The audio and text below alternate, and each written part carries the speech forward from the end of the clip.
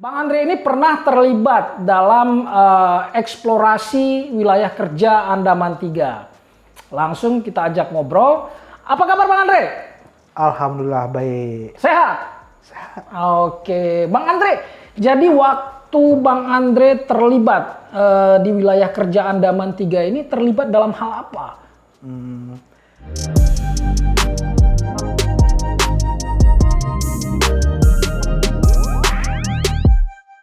Jadi kan waktu eksplorasi itu, Oh, itu eksplorasi waktu itu?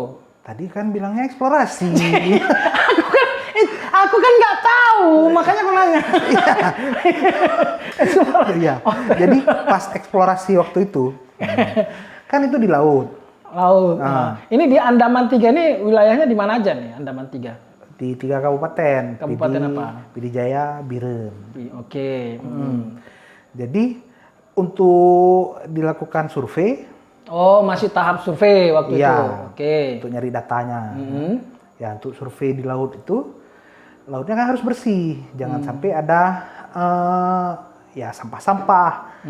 Jadi jangan sampai terganggu surveinya. Karena kan si kapal survei itu ada narik kabel. Ya, takutnya kalau ada sampah di laut itu bisa nyangkut sama kabel-kabelnya. Jadi mengganggu. Itu survei untuk nyari apa? Ya bisa minyak, bisa gas, kan namanya juga nyari datanya. Ada apa sih di bawah ini? Nah, Kalau keterlibatan Bang Andre sebagai apa di situ? balik lagi, kan ini lagi survei. Untuk survei itu kan laut harus bersih. Betul. Di laut itu kan ada sampah, ada rumput. Ada ikan. Ikan itu di dalam. Nah, ikan nggak mengganggu. Oh iya. Ikan teman. Sambal musuh. Iya. Oke, betul. Ada sampah, ada rumpon. Itu yang bisa mengganggu. Nah, Bentar. Rumpon itu apa? Rumpon. rumpon itu tempat berkumpulnya ikan dan tempat berlabuhnya nelayan di tengah laut. Oh, jadi itu bakal mengganggu proses dari survei tadi ya? Iya. Survei milik si perusahaan apa tadi? Milik Repsol. Oh, perusahaan Repsol. Oke. Nah, jadi semua yang ada di laut di daerah survei itu ya harus dibersihkan. Dibersihkan. Kalau cuman sampah ya itu nggak ada masalah. Tapi karena rumpon itu ada yang punya, itu harus diganti. Harus diganti rugi. Harus diganti rugi. Ya karena diangkat ya harus diganti rugi. Iya. Nah, disitulah kita terlibat. Terlibat langsung untuk mengangkat rumponnya atau apa ini? Enggak, setelah rumpon itu dipotong, dibawa ke darat, ya yang selesaikan dengan masyarakat itu kita. Oh, Bang Andre dan teman-teman. Ya. Kalau yang memotong rumpon itu sendiri dari mana? Itu dari El Nusa. Dari El Nusa. Tahapannya seperti apa tuh Bang Andre? Kan nggak mungkin ini tiba-tiba dipotong, bawa ke darat, langsung diganti rugi kan nggak mungkin. Tentunya ada tahapan sebelum itu. Dibawa ke darat, terus ya yang dibawa itu kan nggak semua rumponnya. Rumpon itu kan ada pemberatnya, ada talinya, ada pelampungnya. Jadi yang kita bawa ke darat itu emang cuman pelampungnya, yang biasa dari styrofoam, ada yang dari drum, ada yang dari bahan kayak plastik gitu kan. Kalau pemberatnya nggak dibawa? Pemberatnya enggak. Langsung dipotong jatuh ke laut iya. itu? Oh gitu. Kita tenggelamkan ke laut. Kan ada talinya, habis dipotong si pelampungnya aja yang diangkat, si ujung yang atasnya itu kita kasih pemberat, cemplungin ke laut. Supaya jangan ya talinya klewer-klewer itu bisa mengganggu juga kan. Oke, Bang Andre, itu kan nggak ada dilakukan sosialisasi sebelumnya? Ada. Oh, ada dilakukan sosialisasi. Ya kan kita harus setuju dulu, harus ada kesepakatan antara yang bayar sama yang mau dibayar. Kalian mau dibayarnya berapa? Kami sanggup bayarnya berapa gitu kan. Itu kan harus ada titik kesepakatan. titik temunya. Ya, harus ada titik temunya. Itu ada titik temu di angka berapa untuk pembayarannya ke masyarakat? Itu buat yang kategori dangkal itu kalau nggak salah dari 0 sampai 200 itu dikategorikan dangkal. 10 juta. 10 juta per rumpon. Per rumpon. Mau berapapun ukurannya. Iya. Kemudian yang dilihat itu kedalaman, bukan kedalamannya ya. Itu 10 juta. Ada yang sedang itu antara 200 sampai 500. Itu berapa? Itu 35 juta. Terus yang 500 ke atas, kedalaman 500 meter ke atas itu 60 juta. 60 jutaan ya. Ya, harga itu kesepakatan antara pihak Repsolnya sendiri dengan Panglima Laut. Panglima Laut. Kan nggak mungkin dipanggil semua nelayan. Oke. Saat melakukan proses sosialisasi bahkan pembayaran ganti rugi kepada pemilik rumpon, kendala apa yang ditemukan pada waktu itu? Mungkin yang langsung dialami kan? Karena Bang Andre kan langsung berada di tempat saat itu ya. Ini kan cerita bayar-membayar kan. Ada ngomong duit kan di situ kan. Ya pastilah, kan bukan daun, bayar kan pakai duit. Iya, ya namanya ada duit, pasti ada yang berusaha mengambil keuntungan dari situ kan. Yang awalnya dia nggak punya rumpon, jadi ngaku-ngaku punya rumpon. Oh itu ada? Ada. Banyak? Banyak.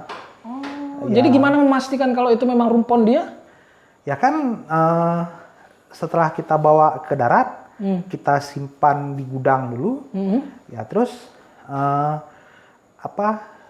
nelayan datang bilang ngeklaim bahwa ini punya dia. Ya setelah ada proses-prosesnya ya identifikasi, verifikasi kan. Sampai memang bisa kita pastikan itu memang punya dia dan nggak ada double claim, nggak ada konflik sama yang lain. Jadi jangan sampai satu rumpon ada dua orang atau lebih yang klaim. Ya. Masalah itu memang betulan rumpon dia, ya itu nggak terlalu bermasalah. Yang penting jangan sampai ada double claim. Jangan sampai ada double claim. Memang kita juga memastikan dengan koordinat. Ya kan kita minta sama nelayan itu posisi rumpon kalian itu di koordinat berapa. Kita sesuaikan dengan pas kita potong. Kan rumpon itu dia nggak stuck di satu tempat. Betul. Karena tali itu kan pasti dilebihin. Jadi misal kedalaman 1000 meter. Itu tali si rumpon itu bisa sampai 1200 meter. Oke. Ya untuk pas pasang si pelampungnya ini nggak tenggelam atau putus. Oke. Bang Andre, itu waktu diumumkan bakal ada pembayaran ganti rugi terhadap rumpon. Pernah ada kejadian nggak orang yang pada saat itu belum punya rumpon tiba-tiba mengupayakan atau mengadakan rumpon dengan membawanya ke laut karena mereka kan tahu nih, ganti ruginya lumayan nih. Ada kejadian nggak seperti itu? Ada. Jadi sebelum kita potong tuh kita ada melakukan scouting. Scouting itu apa? Scouting itu ya kita survei sebelum dipotong rumpon yang ada di laut itu di koordinat mana-mana aja. Berarti belum ada data dong waktu mau melaksanakan program tersebut sudah megang data belum? Data ada di DKP. Kenapa harus melakukan scouting lagi? Data dengan lapangan kan bisa beda. Oh bisa jadi beda. Ya, bisa jadi beda kan. Jadi data itu kan buat acuan awal aja. Ya pas di lapangan kita cek ulang. Ada yang di data sebelumnya ada. Sekarang udah nggak ada karena udah putus. Udah putus. Ada yang dulunya nggak ada sekarang jadi ada. Oke. Ya kita juga ngasih tenggang waktu sama nelayan, ya mereka boleh melempar rumpon sampai tanggal berapa. Setelah tanggal itu, kalau masih ditemukan rumpon, ya yang kita anggap itu rumpon baru, ya nggak dibayar. Pada saat melakukan scouting, ada berapa banyak rumpon yang terdata? Sekitar 300-an. 300-an. Semua sudah terbayar? Ya. Semua udah terbayar yang ke 300 itu? Terbayar. Enggak, kalau nanya pas scouting 300. Pas dipotong 600 lebih. Loh, kok bisa beda sampai 2 kali lipat? Nah, teori dengan praktek itu kan suka beda ya. Ini kan bukan teori Bang Andre. Kalau ini kan sudah langsung melakukan survei ke lapangan tuh, pastiin. Oh ternyata 300. Pas mau dibayar tiba-tiba 600. 300 lagi datang dari mana? Iya, teorinya kita bilang sama masyarakat, rumpon baru kita nggak mau bayar. Ya, prakteknya setelah dipotong, nelayan ngotot. Pokoknya mau baru mau enggak, yang udah kalian potong dan udah kalian angkat ke darat harus bayar. Oh, dan ini diaminkan atau disetujui oleh Bang Andre dan pihak Repsolnya? Ya, kita kan cuman fasilitator yang menghubungkan antara si yang punya duit dengan masyarakat. Ya, kita nggak bisa memutuskan apa yang disampaikan sama masyarakat, kita sampaikan lagi Kembali ke Repsol. pihak Repsolnya. Ya, Ujung-ujungnya dibayar. Ya. Semua yang ke 600 itu. Ya. Berarti ada pembengkakan anggaran lah pada Ya. saat itu ya. Sampai 2 kali lipat.